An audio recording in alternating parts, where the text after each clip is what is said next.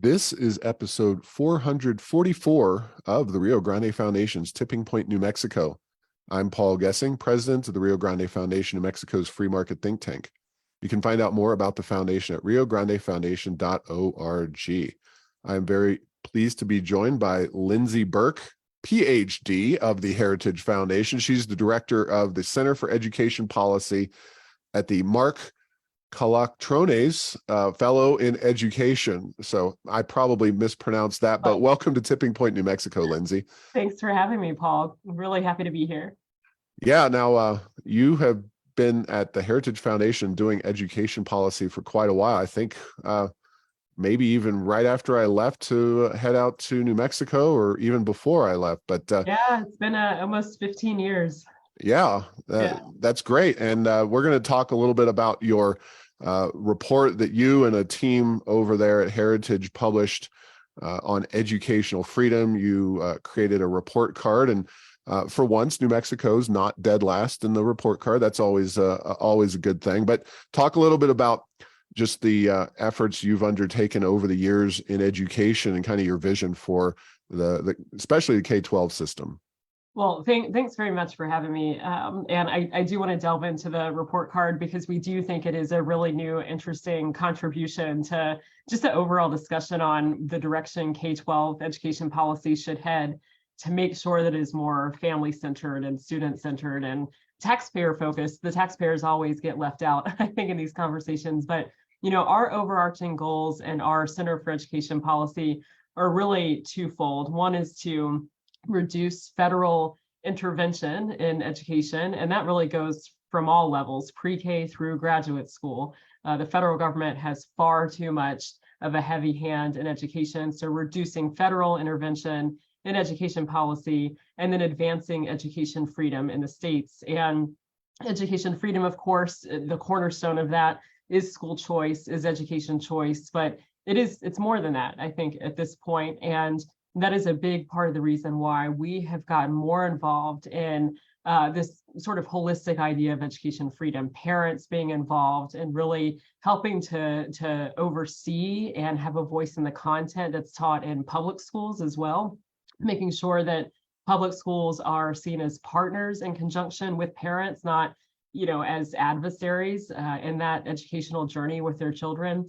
And so really, I think just looking at both the public and the private sphere when we think about what education freedom looks like. So overall, that has been our twofold goal, broadly speaking, to really limit federal intervention in education, to make sure that states and localities and local communities and ultimately families are in the driver's seat when it comes to determining education and advancing education freedom in the states.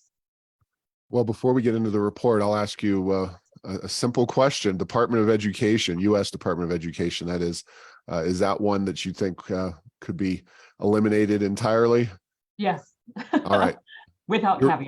You're better than most of the candidates running for office. But, I understand their reticence, but I appreciate your straightforward answer. All right. Well, let's dive into this report in terms of overall results and where you compile these data from. So you have school choice as one of the metrics, transparency as one of the metrics, regulatory freedom, and spending. So let's just go through each individual one.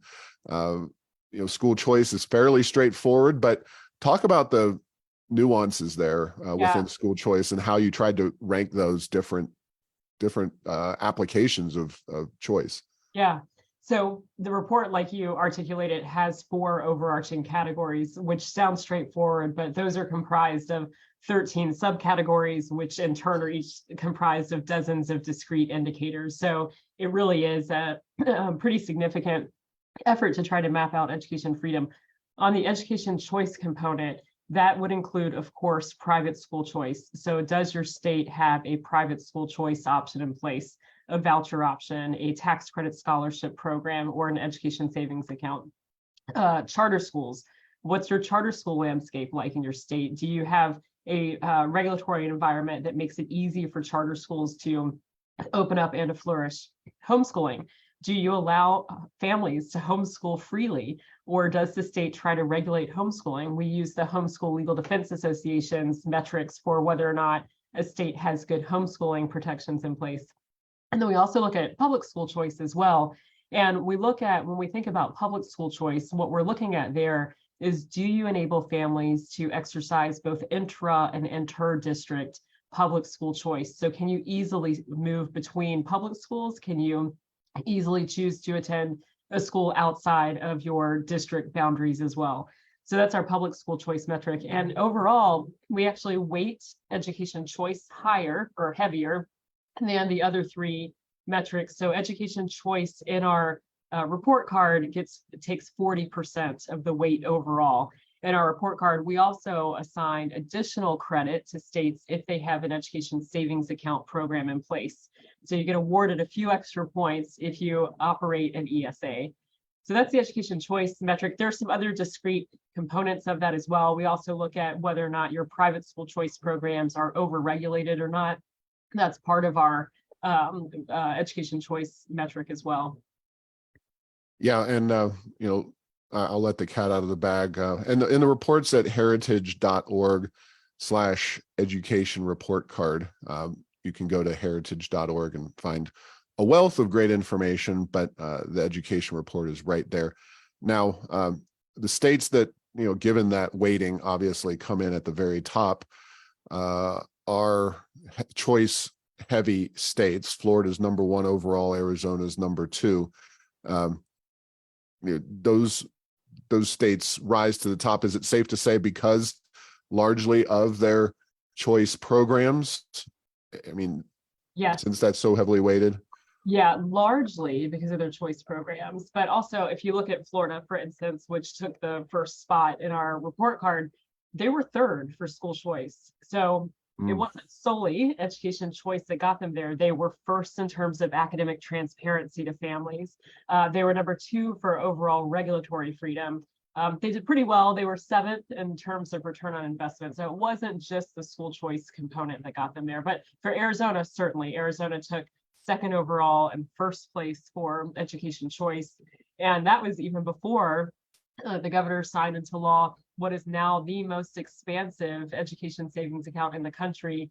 Their ESA is now completely universal, open to every single family in the state of Arizona, despite the best efforts of the left to try to kill that program by ballot initiative, which they just failed to achieve. So that was a good victory for the pro-education freedom movement. Yeah. Now, New Mexico came in 38th overall, and we have a charter school law. I think we have relatively liberal rules for intra-district transfers in some cases, and we have relatively good homeschooling rules in place. So, 38th with 26 specifically on school choice, certainly not down at the bottom where we tend to be in a lot of education reports, but a lot to be done in choice, but a lot to be done in some of these other areas that you cite in your report, including transparency. Now, what does transparency mean in this report? Right, and I will say on New Mexico's ranking, you do have decent open enrollment policies. So that's that inter and intra-district public school choice options that you can exercise. And so that was a big part of what helped. I mean, even though you're still 26th in terms of school choice, you're not 50th. And it was largely due in part to that public school choice component. And you also have relatively small school districts, which we also awarded credit for. We want school districts that are smaller, that are more locally focused, that give families more of a say in what their children are learning. And families have more control over a school district when it is local and situated closer to them, rather than these massively consolidated districts that are run through huge bureaucratic central offices. So you did get some points for that as well. In terms of transparency overall, this is where New Mexico is really struggling. I mean, you're 43rd overall in terms of transparency to families. And that is something that I think a lot of families right now have really become concerned with. And so if we kind of delve into why New Mexico did as poorly as it did in terms of transparency. There's no protection for teachers or students when it comes to compelled speech. So if you think about a lot of the arguments and fights right now over things like critical race theory in the classroom, one of the big issues with CRT is whether or not schools are implementing critical race theory in a way that applies it to students and teachers such that it violates Title IV and Title VI of the Civil Rights Act of 1964. Part of the way they would do that, you could think, for example, a school that might try to separate children by race into affinity groups, that would be illegal per the Civil Rights Act. And so do you have protections against violations of the Civil Rights Act and law? And New Mexico does not. So there's not a strong critical race theory law. There's no protections for Civil Rights Act violations, no protections for compelled speech of students and for teachers. So that was a big part of why New Mexico ended up doing quite poorly on our academic transparency measures. There also aren't a ton of parent organizations in New Mexico. That was something that we looked at closely to determine, our parents, this is sort of a civil society measure, but our parents getting together and creating these organizations of their own. We also looked at things like, does your state have a requirement for public participation in school board meetings? New Mexico does not. So school board meetings do not necessarily have to have really active public participation. We looked at ratings of your state's FOIA law, your Freedom of Information Act laws. New Mexico's is sort of in the middle, the strength of your FOIA. And FOIA, of course, is often something, it's a tool that parents can use. Shouldn't have to be the only tool, but is often a tool that parents will use to get information about what public schools are teaching. So sort of middle of the road on your FOIA law there. Mm-hmm. We also looked at whether or not your school board elections were on cycle. In New Mexico, they are not all on cycle. And so what that means, we know that school board elections historically have very low turnout. Fewer than 10% of the population tend to turn out to vote in their school board election. And what that means is that teachers' unions end up dominating the conversation around those school board elections. And so what we determined is that if you move those school board elections on cycle with your general election, that tends to increase turnout among parents, among families, and depresses the power of special interest groups. So those were a few of the reasons why New Mexico did so poorly in terms of academic transparency.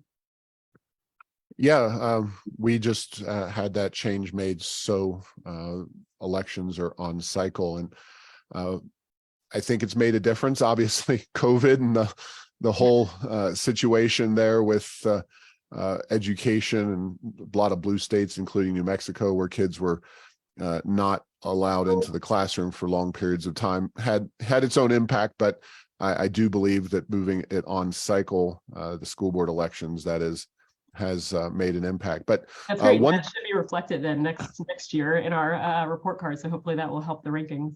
Yeah, one quick aspect of all that is standardized tests. Now, I know education freedom and standardized testing don't always go hand in hand, but transparency, they can certainly lend themselves to more transparency.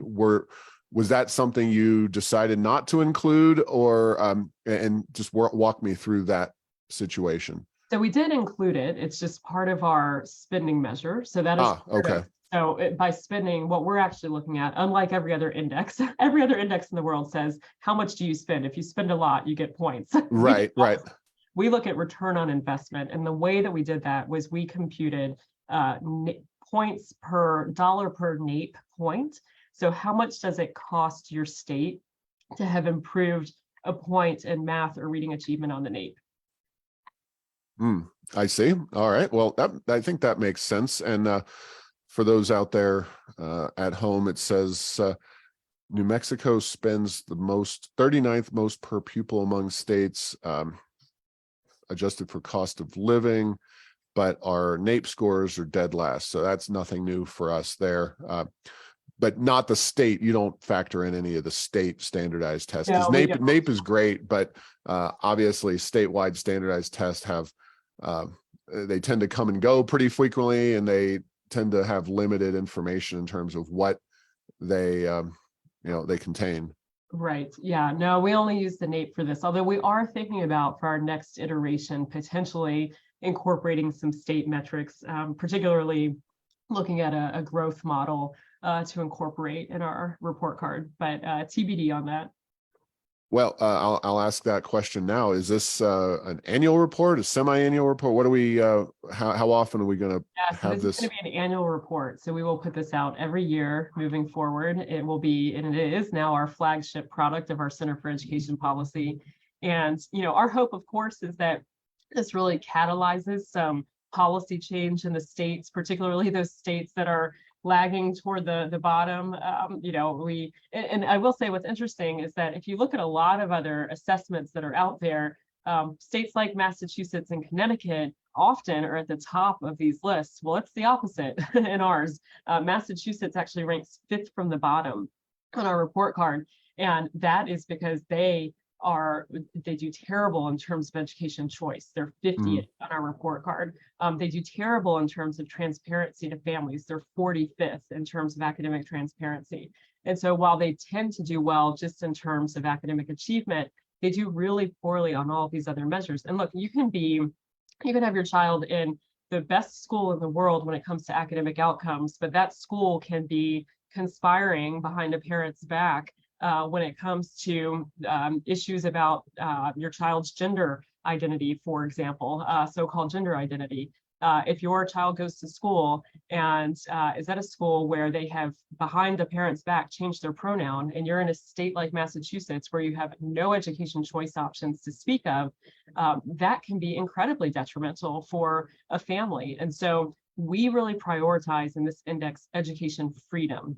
So it's not just about academic outcomes. This is an assessment of, are you able as a family to select into a learning environment that aligns with your values? And that values-oriented approach, we think, is really important. And when you combine that with what we think are important protections for both parents and taxpayers, that return on investment measure, academic transparency measures, we think that this gives a really good overall assessment of education policies that are the most important to families. Academic outcomes, of course, are important, but they are one component of what a family should expect from their schools. Yeah, and speaking from the New Mexico perspective, while I think the one of the metrics that really is a challenge for those studying education is to look at where kids start off in the process and then where they end in the education process, and measuring that growth across those student populations. That's kind of the golden ticket in my estimation for a full analysis, but it's also an extraordinarily challenging analytical approach. Massachusetts and Connecticut, New York always do well on a lot of these big national studies because they have high performing students and, like you said, spend a lot of money, whereas Arizona and New Mexico are often lumped in the same boat as poor performing, low spending states, when in reality, Arizona, as your report shows, is really a leader, in New Mexico, while not dead last, is not where it needs to be either. Right. Yeah, that's right. And look, I think too, this is where our spending measure is superior to many of the other measures that are out there, because we do look at things that are actually important to taxpayers as well, such as your unfunded teacher pension liability as a proportion of your state GDP. Unfortunately, and I'm sure you're well aware, New Mexico does quite poorly on this metric. Your unfunded teacher pension liability as a proportion of your state GDP is one of the highest in the country, 27.6% of your state GDP. That is an unbelievably high number. I'm actually looking at the data right now to see if there's any state that does worse, and you might take the cake on that one, unfortunately. So we look at things like that. We look at your teacher to non-teacher staff ratios as well. Is your state underwater? And actually, New Mexico does well on this measure. You do have considerably more teachers than non-teachers in your classroom, where we see a lot of states right now being underwater, and that they have many more non-teaching staff in their school districts than teaching staff. So you all actually do pretty well on that measure overall. So there are a lot of, I mentioned earlier, the NAEP per dollar component. So how much does it take for you to, in terms of dollars, improve on reading and math achievement on the nation's report card? And so we look at that as well as our measure of academic achievement. So, there's a lot in there. We look at cost of living adjusted spending per pupil. Many of these indices only look at spending per pupil. We actually adjust it based on cost of living. And New Mexico, if you look at a cost of living adjustment basis, New Mexico is now spending almost $13,000 per pupil per year. It's $12,983 per pupil per year. So, it's not, you're obviously sort of in the middle of the pack there in terms of spending if you look at it on a cost of living adjusted basis. Right. Now, is there any way to download or find all of the metrics used in this report? Is that published somewhere? So it's not public on the website. If you go to the website and if you were to click on New Mexico there, you'll see that let's see here. You can see the overall rank, school choice rank, transparency, regulatory freedom, and spending. On each of those, you can expand the data there, and we walk you through how we got to a particular score for one of those individual measures. What you're also able to do is you can download, if you look at the methodology section, the methodology section shows exactly which measures we use to get to our outcomes, but we don't put our full data set online. Certainly to share on an individual basis with people who are interested. Right. Okay. Well, and you looked at regulatory freedom within education. New Mexico ranks 30th overall. Talk about that particular area of the report. Right. So regulatory freedom, I also think, is a frequently overlooked issue in states. One big component of that was, are there massive barriers to entering the teaching profession in your state? And the way that we assess that is we looked at the number of alternative teacher certified teachers in your schools. So what percentage of teachers were alternatively certified? That was important to us because that means that you have a route other than going through a captured college of education in your state in order to enter the classroom. This is an area where New Mexico did really well. Almost half, 46% of your teachers are alternatively certified. So that was really great to see. So for mid-career professionals, for individuals who are interested in teaching, there are lots of routes in New Mexico for getting there. Now, one area for improvement would be you do not allow for full reciprocity of teacher licensure. And by that, I mean, if you're licensed in another state, it's not easy just to bring that license over to New Mexico to teach there. So we look at freedom among teachers, but we also look at this other issue, which has been a somewhat new phenomenon, but is quickly growing, of whether or not your school districts employ what are now called chief diversity officers. Now, these CDOs are they're the analogous position to what we see in higher education with diversity, equity, and inclusion czars on college campuses. What we've seen in the K-12 sphere is elementary and secondary schools replicating this DEI model in the name of chief diversity officers. And so we looked at the percentage of school districts in your state with more than 15,000 students that have a chief diversity officer on staff. It's pretty high in New Mexico. 1/3 of your school districts do employ a CDO. So that was notable. We also looked at whether or not a state still has hanging on to old Common Core tests. New Mexico is not. So that was good to see as well. And let me see, I think.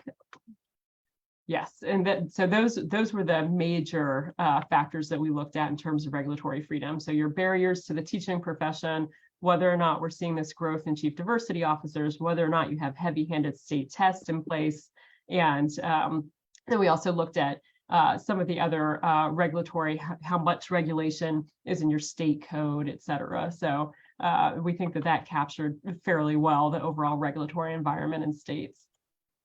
Well, that's a very thorough and well-researched report. A lot of data, and you guys are going to have your hands full doing this on an annual basis. So it's not surprising you have such a large team over there working on it.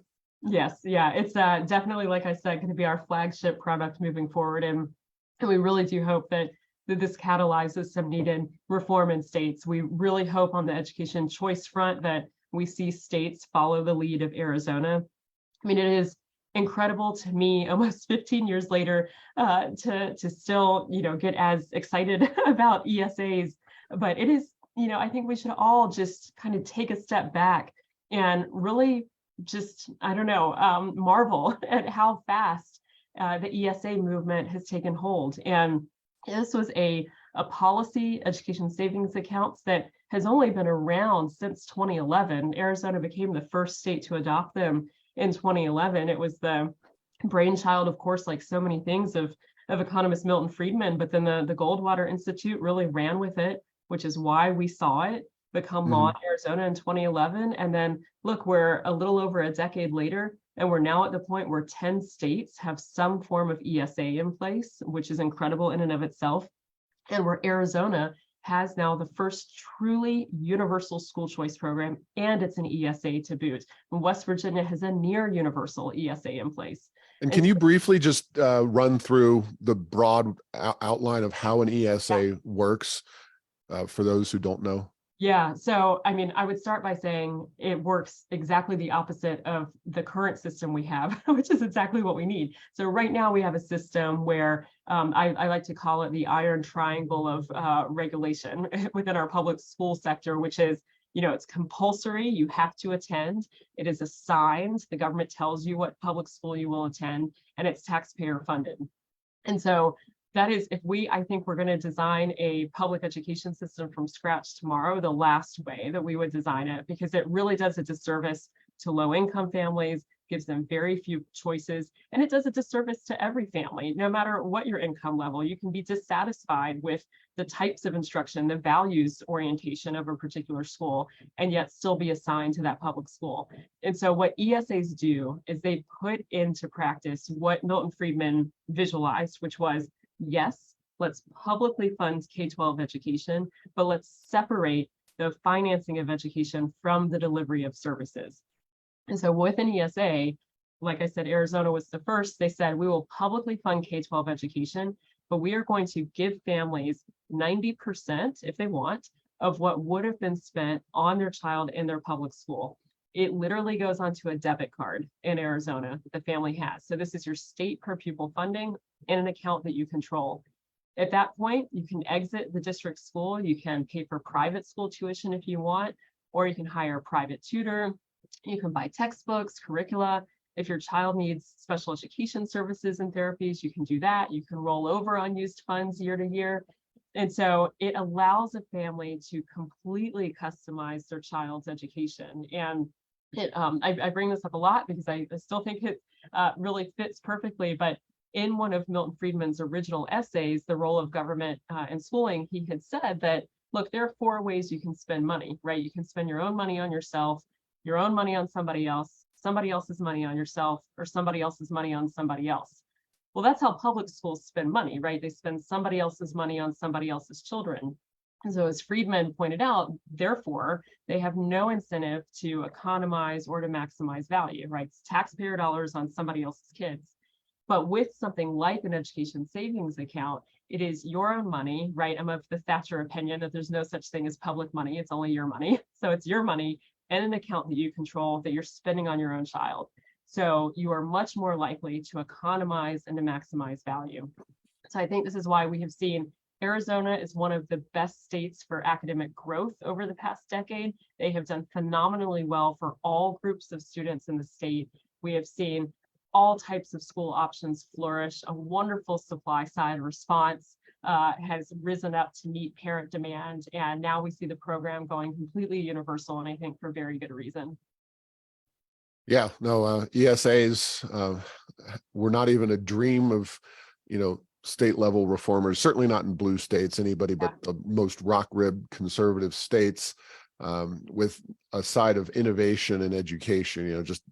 Texas, while it does perform well in your report, and of course they're New Mexico's neighbor, they're overall a 12th ranking. I know that's been kind of the great white whale for a lot of Corey DeAngelis and the conservative libertarian folks on this issue. Are there any states that you see as particularly? You already mentioned Arizona because this report came out before their education savings account, their statewide account was finalized, but any other states that you're looking at to make some big moves in education freedom? Yeah, well, look, to coin the phrase Matt Ladner has always used with regard to Texas, like Lucy in the football, I get it, but I really do think we've got a shot in Texas. Okay. Moving forward, Governor Abbott, has come out and said, look, we want universal private education choice. That was a big move, and so I think there's a lot of momentum building right now in Texas. So ESAs, so full like statewide ESAs. Yes. Yes. Wow, that would be huge. Well, Abbott's running for president, so there's that. You got to keep up with the I don't know, but the DeSantis's and all. Any other states that you? Well, I mean, speaking of DeSantis, right? So this is, Corey was kind of joking around. We did a big launch of our Education Freedom Report Card in Florida. And, Corey had said, look, Arizona just took the school choice belts from Florida. And so hopefully this does catalyze some fun competition and we see Florida take their ESA program statewide. I think Iowa is one to keep an eye on there. The Governor Reynolds, has really been a staunch supporter of education choice and got close last year. So I think we're likely to see something there. Kansas, there's a lot of enthusiasm in Kansas right now. Oklahoma, Georgia. South Carolina got very close to getting an ESA last year, but unfortunately that fell apart at the 11th hour. And there's growing enthusiasm in Virginia. We'll see what happens, but those would be my top states. Okay. Well, a lot of red or more Republican oriented states, and this is the part of the program where I want to really stump you on your acumen about how blue states or states that have those strong teachers unions can do better in this kind of report. And New Mexico, at least under the current leadership of the state, has really looked at California mostly on energy, but California is kind of the paradigm for blue states across the country. And normally in a lot, New York, Massachusetts, Connecticut, New Jersey, I mean, those are all red. In your report, they're red states, which means they're at the very bottom. But miraculously, California is not at the very bottom. What is California doing right? I know they were a leader early on charter schools, but what I see is transparency, which surprises me. So let's talk about California and other blue states that you think are either models or can are doing a lot of things well. Right. So California was somewhat of a surprise to us as well. I mean, look, overall, they're still 29th, so it's not exactly the land of education freedom, but they did do fairly well on their transparency rank. They came in 4th overall in terms of transparency. A big part of that, they do a good job on providing parents access to curriculum and materials that are in schools. They do have a state level requirement for public participation in all school board meetings. They have a strong Freedom of Information Act law. So there are some things that California is doing right. And that's in terms of their academic transparency. If we look at how California does in terms of education choice, of course, there's no ESA, there's no private school choice to speak of at all. But they do a decent job in terms of their charter school sector. They're ranking according to CER the Center for Education Reform and the Education Freedom Institute is decent in terms of their charter school laws. Their homeschooling laws are sort of in the middle of the pack, so they did okay there. And then they have good open enrollment policies, both inter and intra-district open enrollment. And so that's what really pulled them up. overall. And because they do, look, if we want to continue sort of hitting on Texas, California does better than Texas in terms of school choice. So note to Texas policymakers there. And California does have a pretty good charter school law, correct? They do. Okay. And is that, well, I guess I'll ask it this way. Are charters now a partisan issue? Because they used to seemingly be one of those few areas where Democrats and Republicans, maybe going back to the 90s, could come together and largely support. But it seems like we're in a world now where education choice and even charter schools are really much more of a partisan issue. How do you see this broader issue? You know, it's complicated, and I don't think we could say one way or the other that charters are partisan per se, because you can talk to conservatives who have some concerns around the charter sector because they might look at some large charter school operators that have been around for a long time and worry that they have been captured by some of the sort of, for lack of a better term, woke ideology that's out there. And so they'll point to that. And then of course you have those that are on the far left who they don't like charters because it provides choice of any kind. And so, you know, I don't think that it lines up really neatly. But then, of course, for the most part, if you talk to conservatives in the ed policy space, of course, they welcome charters. And particularly, I think the small kind of mom and pop charters that really do well at producing strong outcomes for children later in life. And this is research that my colleague Jay Green has done for many years now, looking at the disconnect between test scores and later life outcomes, and then how that translates into the charter sector, where you can see these large scale charter operators that do pretty well in the moment on test score outcomes, but do less well with those later life metrics, whereas the small kind of mom and pop operators may not perform as well in the immediate test score data outcome, but their graduates do a lot better in those later life outcomes. And so, you know, I to your question on the sort of partisan nature around charter schools, I do think it's complicated. So I will say that it does feel less bipartisan than it did 10 years ago. And I also think part of that is, you know, there's I think, general effort right now broadly to really push private school appropriately, to really push private school choice for families. And you know, the charter landscape has been, I think, indispensable in providing options for families, for providing safe schools for families, just really a ton of benefit for the broader concept of school choice. And I think right now, though, that at the same time, you know, everybody is trying to accomplish, I think, robust private school choice, just funding every child from day one with an ESA. That should be our gold standard, is that every kid from the moment they enter kindergarten is funded with an account, with their per pupil dollars, with their name on it, that they can take anywhere and use for any education related service or product or provider. Well, we are still a ways away from that here in New Mexico. The high water mark outside of charter schools in New Mexico came a little over a decade ago when we had Bill Richardson in the governor's mansion, and some pretty solid Democrats at the time introduced the savings accounts, tax credits, I should say, for school choice, which if you can do ESAs, you know, there's no need for the tax credits. It's a lot more clean and straightforward and powerful choice mechanism. Well, then now we also have some states with a tax credit funded ESA. We have 2 states. Complicated. Yeah. Explain sometimes, but yeah, and that's great. Let the million flowers bloom, right? So, well, we're gonna have to wrap it up here in just a second, but I wanted to give you an opportunity. Did I miss anything you wanted to share about this report, or any information about education that you wanted to add in here?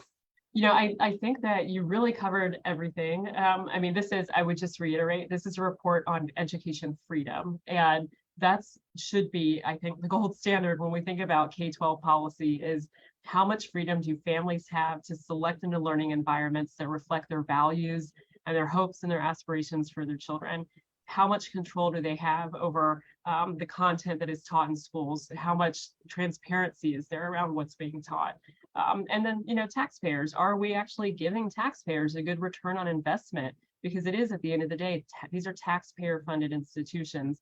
And, we need to be good stewards of those resources. So, it is all about education freedom. And yeah, hopefully it catalyzes some needed reform in some of those states at the bottom. Well, thank you, Lindsey Burke. Again, the report is available through the Heritage Foundation's website, heritage.org. I don't see it right at the front, so you can go to Education Report Card or heritage.org/education report card. But if you Google this report, it'll come right up. It's a very good report and very thorough. And I thank you and your team for all of your hard work on it. And we'll talk again soon. If it's an annual deal, I'll look for that. And we'll definitely have you or some members of your team on again to talk about how states are moving, and hopefully we see some more progress in the next year. Thanks for covering it. Yeah. Thanks for listening to this week's episode. Find all episodes at tippingpointnm.com or at the Rio Grande Foundation's YouTube and Rumble channels. Subscribe to the show at Apple, Stitcher, or have your Google Home play Tipping Point New Mexico. Thanks to Path 3 Marketing for producing this show.